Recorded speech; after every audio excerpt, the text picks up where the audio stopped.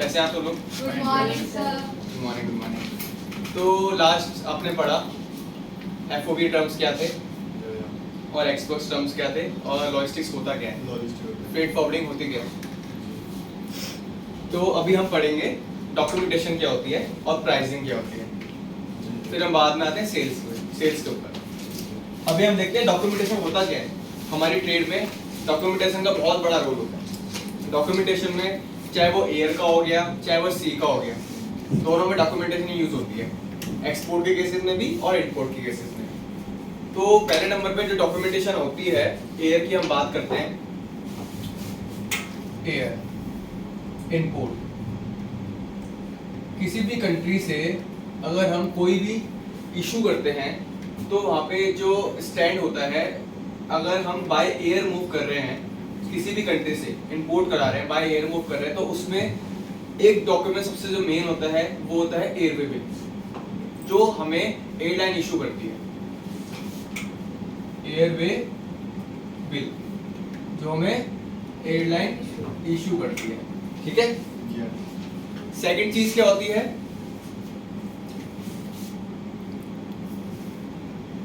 Invoice and packing list, country of origin. Invoice and packing list and country of origin, जिसे बोलते हैं COC भी बोलते हैं।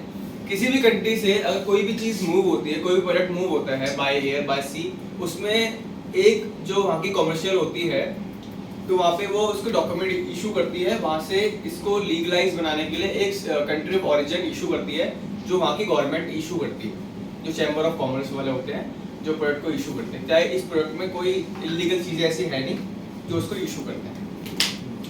तो वो सीओसी में आ गया। फिर इनवॉइस पैकिंग लिस्ट हो गई। आपको पता है कि जो कमोडिटी की और किसी प्रोडक्ट की जो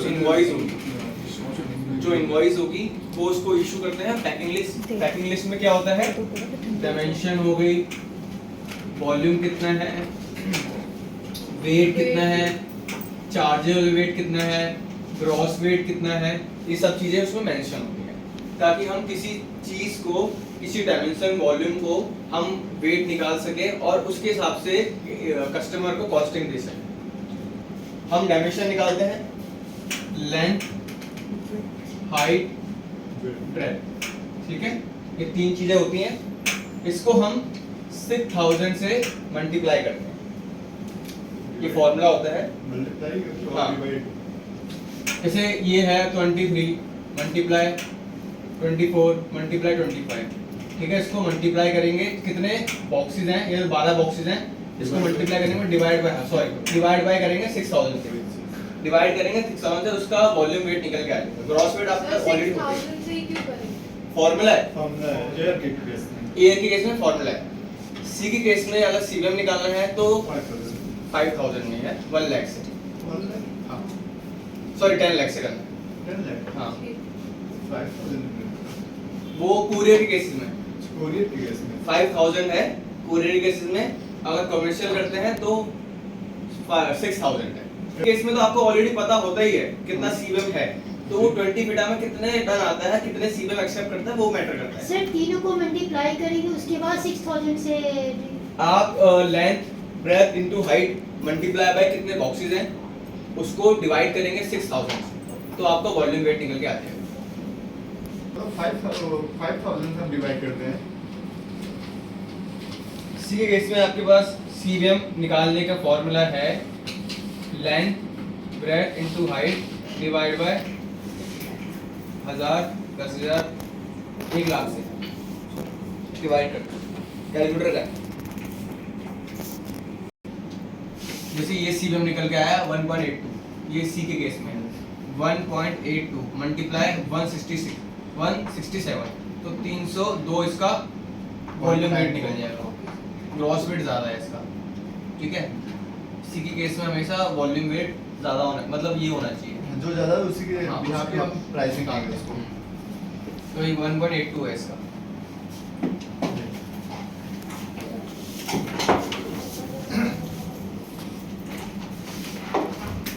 तो आपने अभी डायमेंशन देखा, डायमेंशन कैसे निकालते हैं, बाय सी का और बाय एयर का। बाय एयर के केसेस में हम बात कर रहे थे डॉक्यूमेंटेशन की, उसमें एयरलाइन हमें एयरवे बिल इशू करता है, ठीक है। एयरवे बिल के केसेस में भी जो फॉरवर्डर होते हैं उन पे ऑप्शन होता है वो मास्टर एयरवे बिल यूज कर सकें या डायरेक्ट हाउस एयरवे बिल में शिपमेंट मंगा लें। तो दो केसेस में यूज होता है एयर के केसेस में, हाउस एयरवे बिल और master airway bill. Master airway bill पे जो फॉरवर्डर होता है वो कंसाइनी रहता है और जो सप्लायर रहता है वो वहाँ का एजेंट रहता है, वो मास्टर एयरवे बिल केसेस में रहता है। हाउस एयरवे बिल केसेस में एक्चुअल जो कंसाइनी होता है वो रहता है और एक्चुअल जो सप्लायर होता है वो रहता है उसके केस में। हम मास्टर एयरवे बिल क्यों बनाते हैं? मास्टर एयरवे बिल बनाने का हमारा एक ही रीजन है, अगर हम मास्टर एयरवे बिल बनाएंगे तो यहाँ पे हम पार्टी को डीओ इशू कर पाएंगे, डीओ इशू कर पाएंगे। तो सर हॉस्पिटल से डीओ इशू नहीं हो सकती? हाउस एयरवे बिल में हमारा कोई रोल नहीं होता है, एयरलाइन डायरेक्टली ऑनलाइन कर देती है डीओ की पेमेंट होने के बाद। हाँ, अगर हम मास्टर एयरवे बिल पे शिपमेंट मंगाएंगे तो हमारा शिपमेंट पे होल्ड होता है। होल्ड मींस हम वो बिना हमारे master airway bill DO online के वो शिपमेंट नहीं निकाल सकते। अधिकतर शिपमेंट मास्टर एयरवे बिल पे आती है क्योंकि हमारा होल्ड होता है शिपमेंट पे। जैसे मुंबई में अगर हम, ये भी डिपेंड करता है कि उस स्टेट पे आपका एयरलाइन, आपका एयरपोर्ट पे डीओ कंसोल है या नहीं, आपका कंसोल है या नहीं, आपको कंसोल कराना होता है। अगर किसी भी, अगर आप दिल्ली मंगा रहे हो, मुंबई मंगा रहे हो, बेंगलोर मंगा रहे हो, अहमदाबाद मंगा रहे हो, किसी भी सेक्टर में मंगा रहे हो, किसी भी स्टेट में मंगा रहे हो, आपका उस एयरपोर्ट पे, उस फॉरवर्डर का उस एयरपोर्ट पे डीओ कंसोल रजिस्ट्रेशन होना पड़ता है, तब जाके वो शिपमेंट वहाँ पे लैंड होती है मास्टर एयरवे बिल। जैसे हमारा दिल्ली में होता है, हमने दिल्ली में करवा रखा है तो हमारा दिल्ली में हो सकता है। अगर मास्टर एयरवे बिल हमें यूज करना मुंबई में तो हमें किसी की हेल्प लेगी या किसी के साथ लेकर हमें करवाना पड़ेगा। हमारा मुंबई में भी है, हम मुंबई में भी मास्टर एयरवे बिल यूज कर सकते हैं, हम डायरेक्ट हाउस एयरवे बिल नहीं मंगा सकते। तो मास्टर एयरवे बिल यूज करने का सिर्फ मात्र एक है कि हम डीओ होल्ड कर सकते हैं क्लाइंट का, हम उससे पेमेंट ले सकते हैं, डीओ बेस्ड पेमेंट हो सकती है। अगर डायरेक्टली हाउस एयरवे बिल मंगाएंगे तो वो पार्टी ऑनलाइन पे करवा सकता है, हमारा कोई रोल नहीं होता है। तो अगर हाउस एयरवे बिल पे शिपमेंट आई डायरेक्ट, इसे बोलते हैं डायरेक्ट और बोलते हैं include house master airway bill. अगर डायरेक्ट आ गई शिपमेंट हाउस एयरवे बिल पे तो एयरलाइन डीओ इशू कर देगी पार्टी के नाम पे, और जो कंसोल फाइल होगा वो ऑलरेडी एयरलाइन क्लाइंट के नाम पे कर देगी, तो उसमें हमारा कोई फिर रोल नहीं होगा कोई। इसलिए हम मास्टर एयरवे बिल यूज करते हैं, सी के केस में भी यूज करते हैं और एयर के केसेस में भी। सर हम लोग डीओ किससे लेंगे? अगर हम लोग डीओ लेते हैं, हम डीओ लेते हैं एयरलाइन से या शिपिंग लाइन से। एयर के केसेस में एयरलाइन से डीओ लेते हैं, डीओ मींस डिलीवरी ऑर्डर। अगर डीओ हम एयरलाइन से लेते हैं, वो डेस्टिनेशन में डीओ लेना पड़ता है, उस डीओ के ब्याज में शिप में रिलीज होती है, कुछ अमाउंट ऑफ पे करना पड़ता है एयरलाइंस को। वो कोई भी एयरलाइंस का अलग अलग चार्जेस होते हैं, जैसे जापान एयरलाइंस है उसका 4000 है, और 3x एयरलाइंस है उसका 7000 है, और यूपीएस एयरलाइंस है उसका 5000 है। बहुत सारी एयरलाइंस है, निप्पॉन एयरलाइंस है, सिंगापुर एयरलाइंस है, कैथे एयरलाइंस, बहुत सारी एयरलाइंस है, हर किसी का अलग अलग डीओ चार्जेस होते हैं। तो हम उनको डीओ की पेमेंट पे करते हैं, हाउस इंक्लूडिंग मास्टर जो इंक्लूड होके आता है प्लस जीएसटी उनको पे करते हैं, तब जाके वहाँ पे शिपमेंट हमारी निकल जाती है।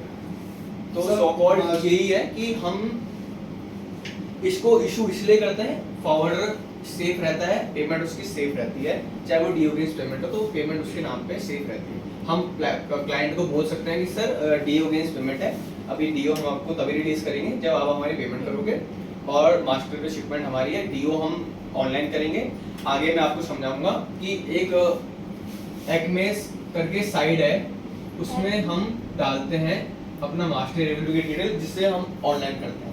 और आइस गेट पे बहुत सारी चीजें देखते हैं, आइस गेट पे जैसे बिल ऑफ एंट्री का स्टेटस देखना और अपना आईजीएम देखना, शिपमेंट आई नहीं आई है, आइस गेट ओनली मतलब सी ट्रांसपोर्ट दे सकते हैं ना, सब कुछ दे सकते हैं। एयर आईजीएम होता है उसमें, सी आईजीएम होता है उसमें, बिल ऑफ एंट्री होती है उसमें, सी का बिल ऑफ स्टेटस होता है, सब कुछ होता है उसके अंदर, बीएल का स्टेटस देख सकते हो आप, सब कुछ देखते हो। आइस गेट एक बहुत बड़ा प्लेटफॉर्म है जो गवर्नमेंट ने, इंडियन गवर्नमेंट ने हमारे लिए बना रखा है।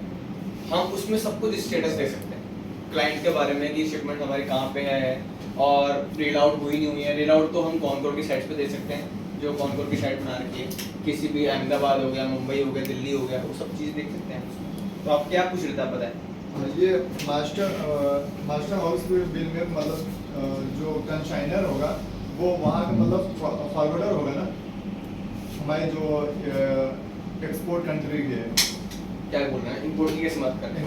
इंपोर्ट के केस में हम यहाँ पे कंसाइनर रहेंगे ना, हाँ, मास्टर एयरवेल पे, और वहाँ पे एजेंट रहेगा। हाउस ऊपर दो चीज होती है, मास्टर का पूरा ये देखिए, ये अब मैं आपको पूरा बना के दिखा रहा हूँ, एयरवेल बना के दिखा रहा हूँ आपको, जी जी ठीक है। ये हो गया हाउस मास्टर, ठीक है। जी दो एयरवेल बनता है, एक हाउस एयरवेल बनता है, एक मास्टर एयरवेल बनता है। ऊपर आती है सप्लायर की डिटेल, नीचे आती है कंसाइनर की डिटेल। यहाँ आता है ग्रॉस वेट, यहाँ आता है वॉल्यूम वेट, यहाँ होता है प्रोडक्ट का नाम और नीचे होती है डेट और यहाँ पे एयरलाइन का नाम। ये सब कुछ हो गया। दो इशू होते हैं, एक हाउस एयरवेल इशू होता है, एक मास्टर एयरवेल इशू, दो कॉपी इशू होती है। हाउस एयरवेल का नाम होता है एक्चुअल कंसाइनी का, एक्चुअल सप्लायर का, सप्लायर का नाम यूज होता है। सेकेंडली मास्टर एयरवेल में ऐसे ही यूज होता है, एक्चुअल फॉरवर्डर का नाम यूज होता है, वहाँ का जो फॉरवर्डर है, जो एजेंट जो भेज रहा है सप्लायर में, उसका नाम होगा। यहाँ पे जो कंसाइनी रहेगा वो हम कार्गो पीपल लॉजिस्टिक्स रहेंगे। जैसे हमारा सीनोटैक एजेंट है चाइना का, तो चाइना में सीनोटैक एजेंट रहेगा और यहाँ पे मास्टर एयरवेल पे ये हम हैं। मैं आपको दिखाता हूँ अभी इसमें, आप देख सकते हैं। जैसे मैं आपको दोनों चीज दिखाता हूँ, मास्टर एयरवेल भी और हाउस एयरवेल। सो अभी आपने ये देखा कि हाउस एयरवेल और मास्टर एयरवेल में क्या होता है। तो इसमें किसी को डाउट है? इसमें किसी को डाउट है तो आप पूछ सकते हैं। सेकेंडली चीज क्या होती है, ऐसा ही केस होता है सी के केस में, उसमें बीएल बनता है, उसमें होता है MBL, master bill of lending और हाउस बिल ऑफ लेंडिंग, दो चीजें यूज होती हैं। सेम वही रहता है, एमबीएल में हमारा नाम होता है और एचबीएल में कंसाइनी, एक्चुअल कंसाइनी और एक्चुअल सप्लायर का नाम रहता है। तो वो शिपिंग लाइन इशू करती है, जैसे कॉस्को लाइन हो गई, जिम लाइन हो गई, सीएमए लाइन हो गई, डब्ल्यूसीएल लाइन हो गई और अपना पीआईएल लाइन हो गई और अपना बहुत सारी जो लाइंस होती हैं वो ऐसे कुछ भी लाइंस होती हैं, बहुत सारी लाइंस होती हैं, बहुत सारी लाइंस इशू करती हैं। तो उसमें सी के केस में एमबीएल और एचबीएल इशू होता है, ठीक है। उसमें भी कंट्री ऑफ ओरिजिन इशू होता है दोनों के केस में, एयर में भी और सी के दोनों में। इनवॉइस पैकिंग ले सकती है कस्टम क्लियरेंस कराने के लिए, क्या होता है। तो डिटेल सारी की सारी यही रहती है उसमें। तो डॉक्यूमेंटेशन में सिर्फ मेनली यही पार्ट है। फिर अगर आप डेस्टिनेशन में आते हैं, यहाँ पे शिपमेंट आ गई अपनी, तो यहाँ पे कस्टम क्लियरेंस कराने के लिए, यहाँ पे कस्टम क्लियरेंस कराने के लिए डॉक्यूमेंटेशन लगती है। एयरलाइन को सबमिट कराना पड़ता है, हाउस एयरवेल, मास्टर एयरवेल, तब जाके वहाँ पे डीओ की कॉपी मिलती है, डिलीवरी ऑर्डर, ठीक है। बिना डिलीवरी ऑर्डर के हम शिपमेंट को रिलीज नहीं करा सकते। वो एक चीज होती है जिसमें शिपमेंट्स में हमारा होल्ड होता है और लाइन का होल्ड होता है, उनकी पेमेंट होती है डिलीवरी ऑर्डर की, तब जाके शिपमेंट रिलीज होती है। सी के केस में भी होता है, शिपिंग लाइन की पेमेंट करानी होती है और एयर के केस में भी लाइन की पेमेंट करानी होती है। केवाईसी क्लाइंट की सबमिट करानी होती है, सिक्योरिटी हो गया, बाउंड हो गया, डीडी हो गया, इस सब लाइन को लाइन को सबमिट कराना पड़ता है। डिमांड ड्राफ्ट 20 फीटर हो गया, 40 फीटर हो गया, 20 फीटर में 20,000 की सिक्योरिटी जमा करानी पड़ती है और 40 फीटर में 40,000 की सिक्योरिटी जमा करानी पड़ती है। सिक्योरिटी इसलिए होती है ताकि कोई कंटेनर में डैमेज होए, अगर हो गया डैमेज, अगर कंटेनर में अंदर कुछ भी टूट फोड़ हो गई तो उससे वो डीडी में से अमाउंट काट सकते हैं। तो डीडी सिक्योरिटी एक ही होती है और केवाईसी जमा कराना पड़ता है, बॉन्ड जमा कराना, साल का एक बॉन्ड होता है वो जमा कराना पड़ता है लाइन का, एक साल का एक बार क्लाइंट ने जमा करा दे, क्लाइंट के नाम पे मिल जाता है। केवाईसी मींस होता है कि जैसे इसकी जीएसटी होगी, पैन कार्ड हो गया, उसकी जो पहचान होती है क्लाइंट की, नोन योर कस्टमर, हाँ नोन योर कस्टमर, यही होती है। जैसे आपकी केवाईसी हो गई, आधार कार्ड हो गया, पैन कार्ड हो गया, वो आप सबमिट कराते हैं गवर्नमेंट को, वैसे ही केवाईसी, ताकि वो कोई लीगल केस कर सके, अगर कोई प्रॉब्लम हो सके आगे जाके, कोई क्लाइंट फ्रॉड निकल सके, कोई उसने कोई इलीगल सामान मंगाया तो उसकी केवाईसी रखनी पड़ती है, सबमिट करानी पड़ती है। तो सिक्योरिटी के लिए केवाईसी हो गया, डीडी हो गया, ये सब कुछ सबमिट कराना होगा। तो डॉक्यूमेंटेशन के ये सारे पार्ट्स होते हैं और अपना ये एयर के केसेस में भी काम आता है, सी के केसेस में काम आता है। एयर के केस में इतना कोई लफड़ा नहीं होता है, वहाँ पे डीओ एयरलाइन इशू कर देती है और उसकी हम पेमेंट कर देते हैं। एयरवे बिल देके वहाँ पे वो शिपमेंट ले सकते हैं, बट वहाँ पे आधार कार्ड जमा करना पड़ता है। वहाँ पे जाके अब तो मैनुअली सारा काम, पहले मैनुअली काम होता था, सब कुछ ऑनलाइन हो गया। ऑनलाइन एयरलाइन की पेमेंट करो, ऑनलाइन शिपिंग लाइन की पेमेंट करो, ऑनलाइन ही ओडेक्स एक ऐसी साइट है, ओडेक्स में आप सारे डॉक्यूमेंट सबमिट कर दो सी के, तो वहाँ पे अब आपको ऑनलाइन डीओ मिल सकता है। ऑनलाइन ओडेक्स पे डीओ आ जाता है, तो वहाँ पे ऑनलाइन डीओ निकालो तो आपको मिल सकता है। ओडेक्स हो गया, आइस गेट हो गया, एक्मेस की साइट हो गई, तो ये सब कुछ अब गवर्नमेंट ने सारा का सारा ऑनलाइन बना दिया। पहले सब कुछ मैनुअली होता था, पहले जाते थे डीओ लेने के लिए, लाइन में खड़े रहते थे, बहुत भीड़ होती थी। अब सब कुछ फेसलेस कर दिया है, सब कुछ, कोई कम्युनिकेशन रहा नहीं है। अब सब कुछ जो कम्युनिकेशन होता है वो साइट के थ्रू होता है। वहाँ पे डॉक्यूमेंट डालो, आपके डॉक्यूमेंट अप्रूव हो जाएंगे, आपको डीओ रिक्वेस्ट लगा दिया, आपने पेमेंट की रिक्वेस्ट लगा दी, वहाँ पे इनवॉइस आया, आपने ऑनलाइन पेमेंट करी, उनको यूटीआर डिटेल भेज दिया, वहाँ से आपका डीओ मिल जाएगा। तो जैसे कि एयर में चैलबी हैंडलिंग डॉक्यूमेंट वाली कंपनी होती है, वैसे ही क्या शिपिंग लाइन में भी ऐसी कोई कंपनी होती है? कौन सी होती है? जैसे चैलबी डॉक्यूमेंट हैंडल करती है सारे। सेल्बी क्या है? सेल्बी एक वेयरहाउस है। नहीं, वो फ्लाइट से Selby- ऑफरोड करा कर सेल्बी और डीसीएससी, डीसीएससी। सेल्बी और डीसीएससी दो एयर की साइट्स हैं जो वहाँ पे जो सारा का सारा चैनल यूज करती है। डीसीएससी में कुछ फ्लाइट्स आती हैं, कुछ एयरलाइंस आती हैं, और सेल्बी में कुछ एयरलाइंस आती हैं। तो वो सारा का सारा उनके अलग वेयरहाउसिंग है। जैसे डीसीएससी के थ्रू कोई एयरलाइंस आए तो उसका जितना भी लोडिंग का, सेग्रीगेशन का, फ्लाइट चेक का, वेयरहाउसिंग का, फोकलिफ्ट का, जितना भी सारा काम होगा वो उसके थ्रू होगा। सर अधिकतर तो शिपमेंट एयर की तो सैलरी में ही आती है ना? डीसीएससी में भी आती है, ऐसी बात नहीं है। डीसीएससी में बन रखा है आगे आके, मैं भी गया हूँ डीसीएससी में भी गया हूँ, सेल्बी में भी गया हूँ, अंदर वेयरहाउसिंग में भी गया हूँ। अंदर वैसे बाउंडेड में अलाउड नहीं होता किसी को, बट हम जाते थे। तो सर कह सकते हैं कि जब मैं डीओ लेने जाता था, अब सब कुछ पहले जब मैनुअल था, मैं खुद डीओ लेने जाता था। अब तो पता नहीं मैं एयर का मैं कितनी एयरलाइंस में गया हूँ, मैं कितनी एयरलाइंस में डीओ उठाया है मैंने। मैं सेल्बी में भी गया हूँ, डीसीएससी में भी गया हूँ, दोनों उनसे मैंने डीओ उठाए हैं, उनकी पेमेंट करवाई है, काफी मैंने काम करा है। मैंने एज अ कस्टम क्लियरेंस भी करवाई है वहाँ जाके। मैं जी कार्ड था, ये सब कुछ था, मतलब जितने भी था मैं उनके अंडर काम करता था। तो ये नॉलेज के लिए मैंने 1-2 महीने वहाँ भी काम करा है, ताकि मुझे ग्राउंड लेवल की नॉलेज हो जाए। आप कब तभी उठ पाओगे जब आपको नीचे बेसिक नॉलेज होगी आपको कि ग्राउंड लेवल में क्या काम हो रहा है।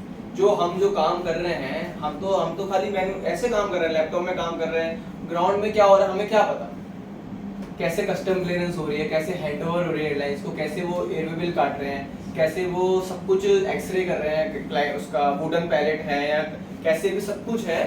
तो आपको लुक इन करना पड़ेगा, आपको अच्छी नॉलेज के लिए आपको ग्राउंड लेवल में जानना पड़ेगा, डीओ उठाना पड़ेगा, आपको सब कुछ देखना पड़ेगा, कैसे कस्टम क्लियरेंस हो रही है, वहाँ जाके ओवरव्यू करना पड़ेगा। तो चीज़ें होती है, तो हमने करा है काफ़ी, तभी हमें इस चीज़ की नॉलेज। सेल्बी और डीसीएससी का ये 2 चीज़ें हैं, 2 डिपार्टमेंट है वहाँ पे जो इनको सब कुछ लुक इन करते हैं, फ्लाइट चेक का सारा वो कराते हैं, डीओ इशू वो कराते हैं, उनके डीओ की पेमेंट वो लेते हैं।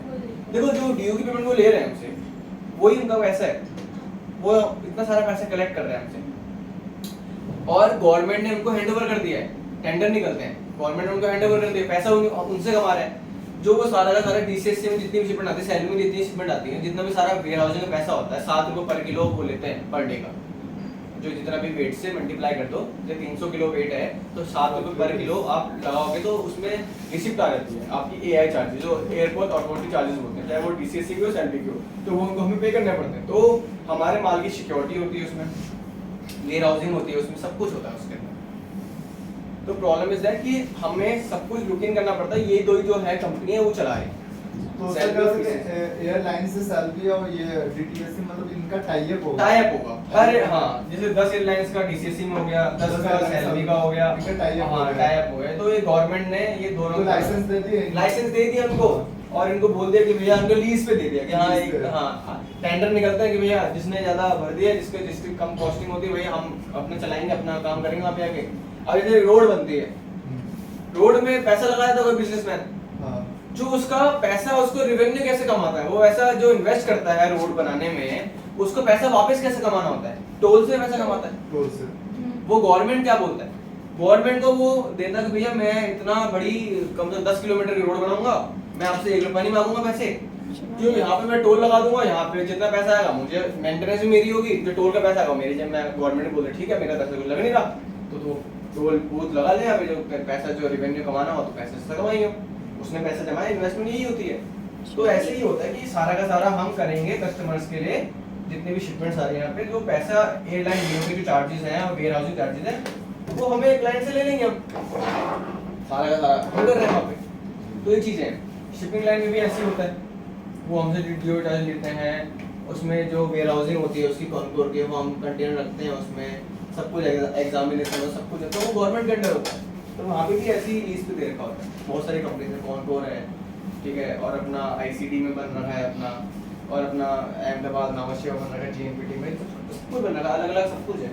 और वहाँ पे सीएफएस होता है, कंटेनर फ्रेट रजिस्ट्रेशन, हर पोर्ट पे होता है वो। तो हर पोर्ट पे जैसे जीडीएल हो गया, सी मरीन हो गए, ये सब सारे के सारे अपने सीएफएस ले रखे हैं लोगों ने, तो सीएफएस में वो वहाँ पे काम करते हैं, सीएफएस में काम करते हैं, जो वहाँ पे कंटेनर आता है वहाँ पर डे के हिसाब से चार्ज करते हैं पैसे को। सर सीएफएस भी एक तरह के वेयर हाउस ही है। वेयर हाउस ही है, कंटेनर फ्रेट स्टेशन।